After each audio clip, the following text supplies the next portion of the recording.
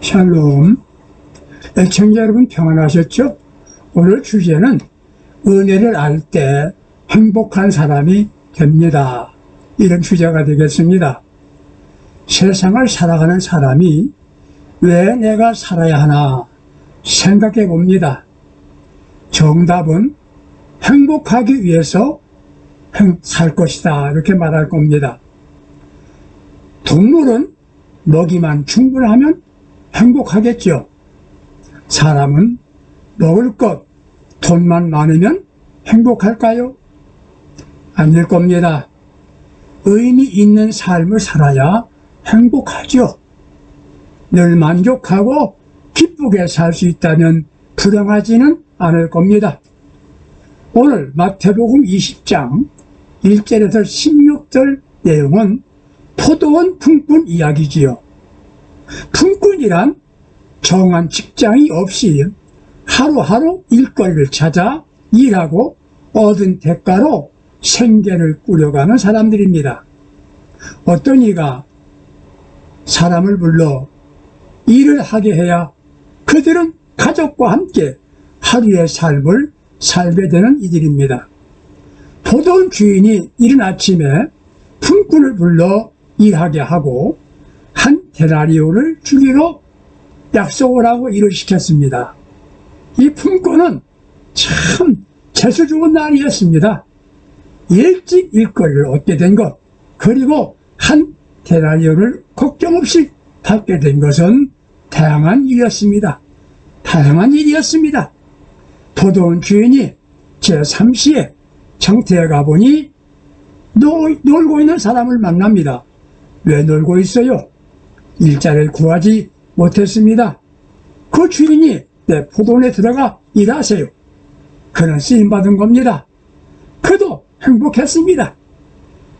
11시, 제9시에도 같은 방법으로 일꾼들이 일하게 해주었습니다. 문제는 11시. 밖에 나가보니까 노동자가 서 있습니다. 해가 지고 일을 해도 1시간밖에 일할 시간이 없는 겁니다. 어찌하여 여기 서 있습니까? 묻습니다. 그의 대답인즉 나를 품꾼으로 쓰는 이가 없기 때문이랍니다. 품꾼으로 쓰는 이가 없기 때문이랍니다. 주인은 그를 불러서 일을 시킵니다.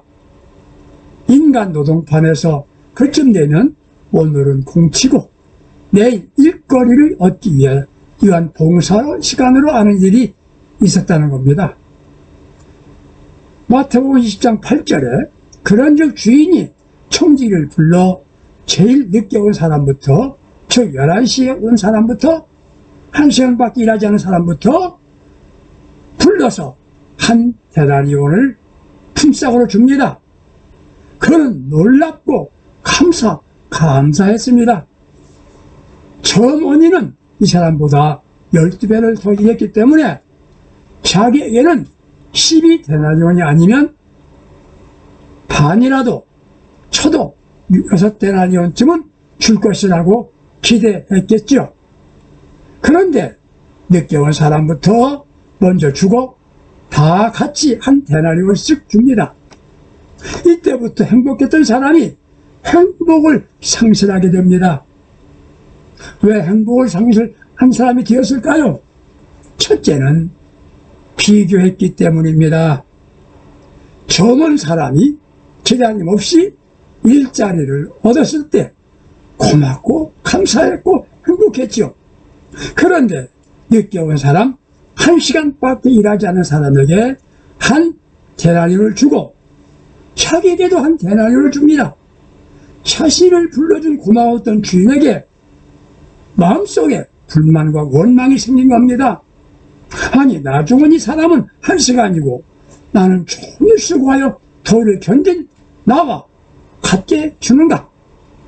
그때 주인이 하는 말, 마태복음 20장 13절, 친구여, 내가 너와 한 데나리온에 약속하지 아니하였느냐? 맞는 말입니다.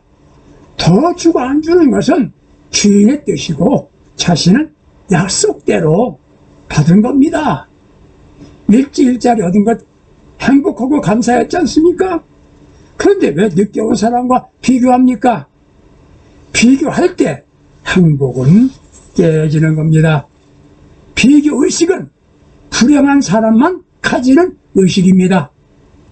비교하는 순간부터 불행해집니다. 그 사람은 그 사람, 나는 나입니다. 왜 그 사람보다 나아야 되고 더 가져야 하는 것 아니지 않습니까? 내가 한 일은 다른 이가 알아주지 않을 때도 있습니다. 나 자신이 보람을 느끼면 자신은 행복해지는 겁니다. 자신이 먼저 인정하며 자신을 인정하며 사는 겁니다. 남을 보면서 살아가려고 하니까 피곤해지지요. 저 사람이 나를 좋게 봐줘야 하는데 이건 아니다. 이게 문제인 것입니다. 구약에서 제일 먼저 하나님께 제사한 가인이 있습니다. 가인. 그런데 동생 아벨도 제사합니다. 창세기 4장 3절에서 12절이지요. 하나님께서 동생 아벨의 제사는 연락하셨는데 형인 가인의 제사는 연락하지 않으셨습니다.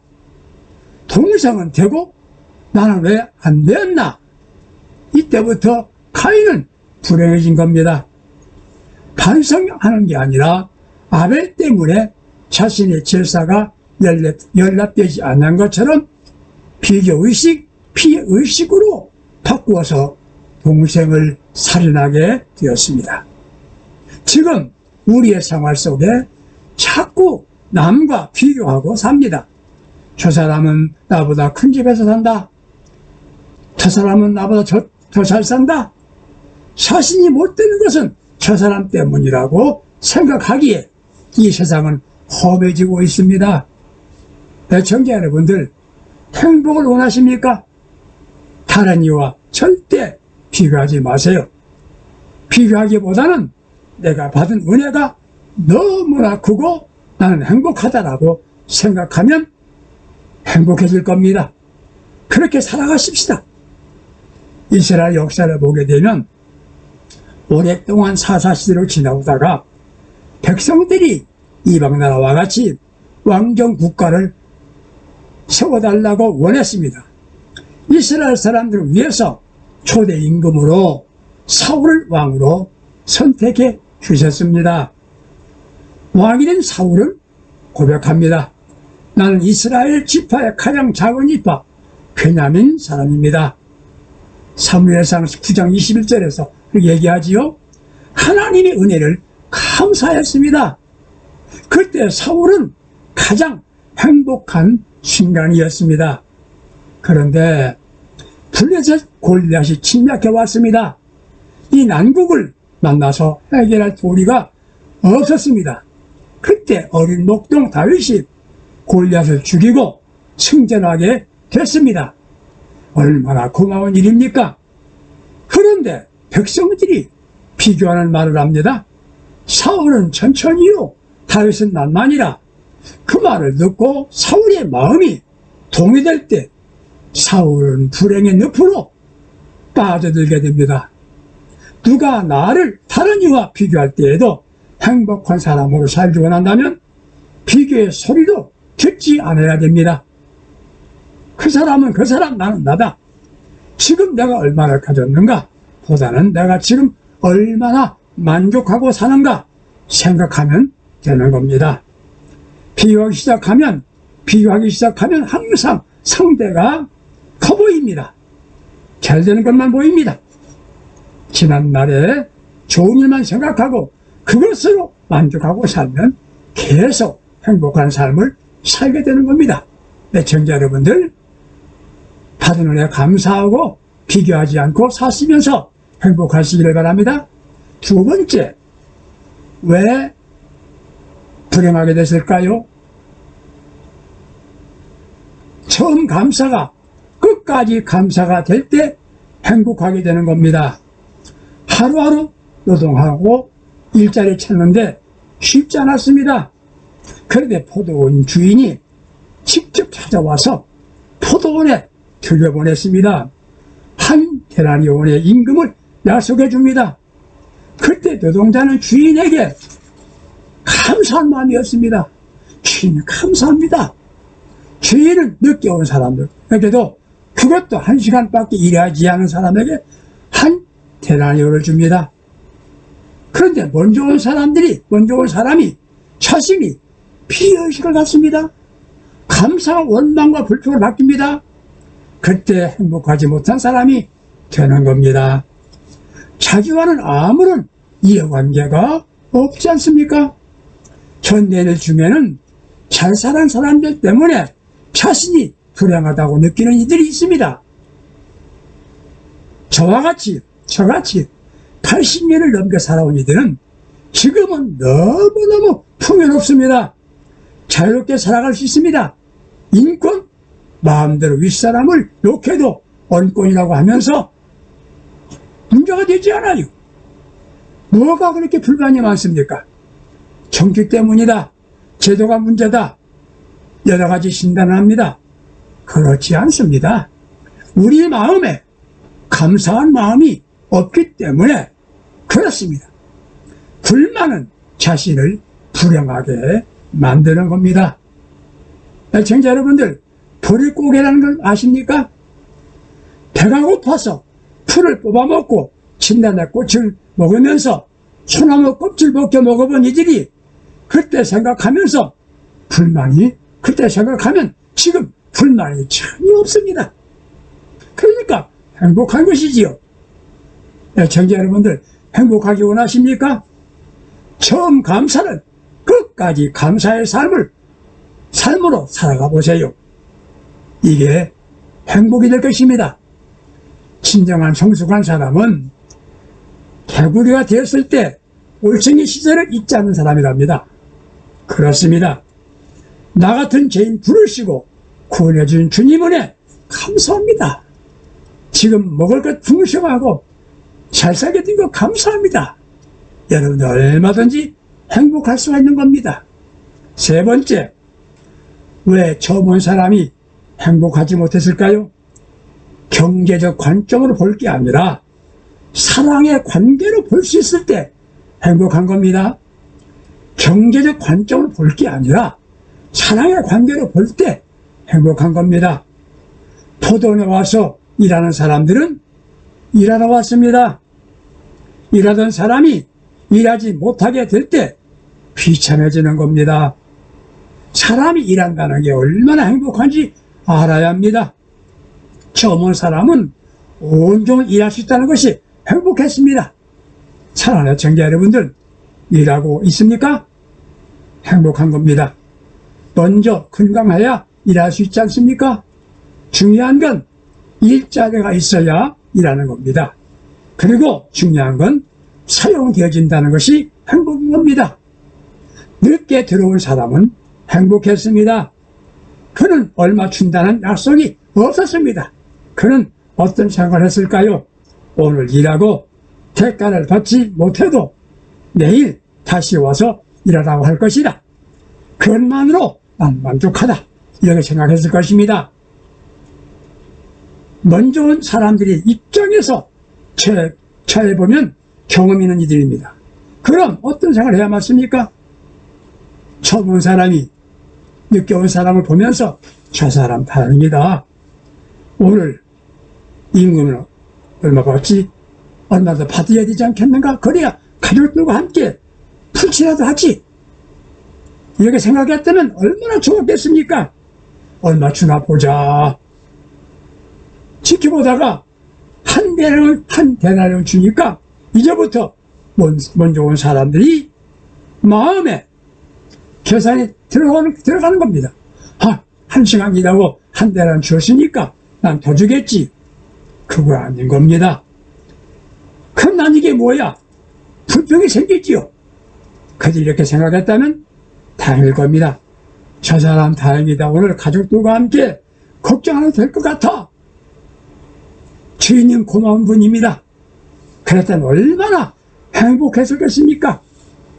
그런데 경제 원리로 해석합니다. 사랑의 원리가 아니에요. 오늘 일했다는 것은 더 받을 권리가 있다는 계산입니다. 그래서 불만이 생긴 겁니다. 저 사람을 불러주신 주인은 나도 불러주었다. 일할 보상은 아니라 지금 받은 건 선물이다. 그렇습니다. 이 포도원의 비유를 천국의 비유라고 했습니다. 우리가 구원받은 것은 대가를 받은 것이 아닙니다. 제가 선을 행해서 공로가 있어서가 아니에요. 새벽기도 많이 해서 아니에요. 선물입니다. 거저 받은 겁니다. 내가 일찍 예수 믿었다고요?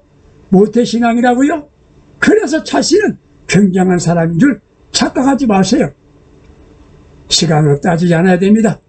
구원의 한 데나리온은 은혜인 것입니다. 우리가 은혜로 구원받은 겁니다. 우리가 예수 믿어도 행복하지 못한 신앙인들은 산술적으로 신앙생활하기 때문입니다. 나는 하루에 몇 시간 기도한다. 매주 헌금 얼마 한다. 그러면서 자신도 모르게 교만해져 있습니다. 운 좋은 품꾼은 처음에 감사했던 마음을 잊어버렸습니다. 자신도 모르게 나는 오랫동안 일했는데 1시간짜리야. 비교하면서 자신이 망가지고 있었던 겁니다. 품꾼 인생을 사는 우리는 주께서 불러주심에 대하여 감사하며 사십시다. 내가 당신보다 많이 일했다는 생각은 착각입니다.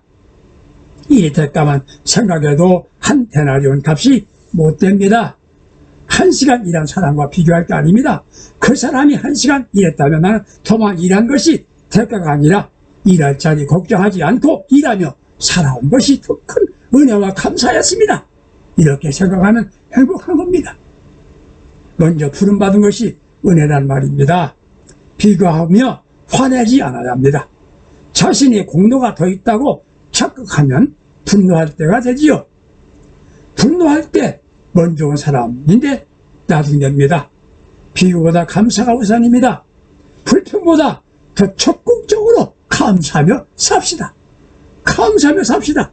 여러분 잘 아시는 바울이 자신의 몸에 가시 때문에 하나님께 3번 기도했답니다. 가시가 무엇이냐? 그만두고 평생 주를 위해 목숨 걸고 복음 전한 바울의 가시를 제하여 달라는 기도의 응답은 내 은혜가 내게 족하다. 내 은혜가 내게 족하다 하십니다. 그렇습니다. 모든 것이 은혜입니다. 경제적 원리가 아니라 은혜의 원리 그리고 사랑의 원리로 살아야 한다는 것을 잊지 맙시다. 그 영적으로 가장 행복한 신앙인이 되는 겁니다. 우리는 포도원에서 일할 수 있는 것만으로 영적 행복자입니다. 부름받아 구원받은 축복이 진정한 행복입니다. 내게 주신 은혜를 망각하지 맙시다. 사람이 언제 망가집니까? 은혜를 망각할 때 망가집니다. 항상 만족하고 감사하며 삽시다. 내 삶이 광야와 같아도 감사가 있으면 가나안 천국입니다. 천국 같은 좋은 환경이라도 원망 불평이면 광야입니다. 우리는 부름을 잊고 감사하며 천국 포도원에서 일하는 천국 백성들이 되시기를 주님의 이름으로 축복합니다. 감사하며 행복하게 사십시다. 감사합니다.